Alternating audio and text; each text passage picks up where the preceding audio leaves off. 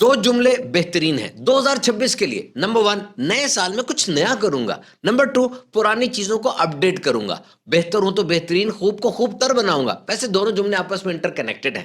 بات یہ ہے کہ آپ نے اپنے آپ کو پالش کرنا ہے. صلاحیتیں آپ میں ہیں لیکن زنگ لگا ہوا ہے. Use otherwise you will lose.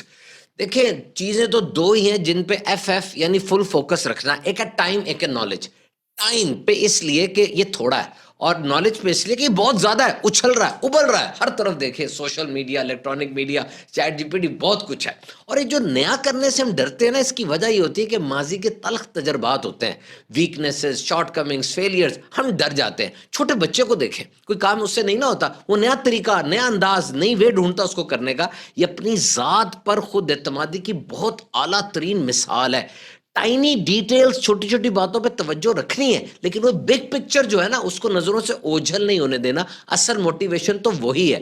تو یاد رکھیے، اگر جیب میں 10 روپے ہے نا، آپ نے یہ شو کرانا ہے کہ 10 کروڑ پڑا ہے میرے پاس. اور اگر آپ ویکسٹ پوزیشن پر ہیں، اسٹرانگسٹ پوسچر ہونا چاہیے، ابھی تو باؤنس بیک کریں گے. تو جناب 2026 کو بہترین سال بنانے کے لیے کوشش شروع کر دیجئے.